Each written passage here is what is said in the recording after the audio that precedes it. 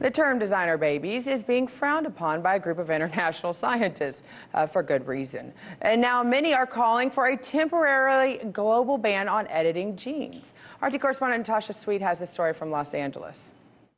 There's downright anger in the scientific community over the Chinese scientists who altered the genes of twin baby girls. Hu Jiankui supposedly made them resistant to HIV, and the reaction not exactly in applause. In fact, scientists are moving toward a temporary moratorium. And the plan to monitor the genes healthy for the next 18 years. Chinese researcher Hu Jiankui is being criticized for what some are calling an unethical experiment.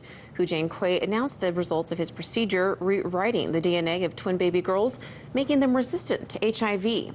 He disabled the CCR5 gene, providing what he believed was a natural protection against the virus.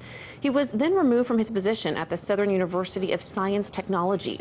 The gene editing occurred during in vitro fertilization. 7 couples took part in the experiment. There was only one pregnancy. Hu Jiankui's fellow peers immediately condemned the research. Didn't answer properly most of the questions. In particular, the question about why was this worth doing? It's an appalling example of what not to do with a new technology that has incredible potential to benefit society. And what about traits that we might call enhancements? Should this be a technology that we use to affect a child's ultimate height, their skin color? In the latest issue of the journal Nature, 18 researchers from 7 countries are calling for a temporary global moratorium. This will halt research designed to produce a baby from sperm, eggs, or embryos that contain altered DNA. As it stands already, some 30 nations prohibit using germline gene editing in reproduction, including the U.S.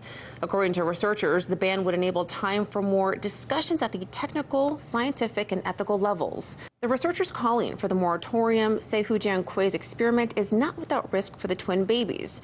In the journal, they say there's an increase in risk of complications, death from certain other viral infections, including West Nile virus and influenza. Researchers behind the article are calling for an international coordination, potentially under the World Health Organization. While a temporary moratorium can put a damper on research, the group of scientists calling for the temporary ban say potentially harming patients or losing the public's trust are much worse. In Los Angeles, Natasha Sweatte, RT. Hey YouTube, thanks for tuning in. We hope you enjoyed this last video. We have a ton more great content just like this for you. So if you want more, make sure you go ahead and subscribe, and remember, never stop questioning more.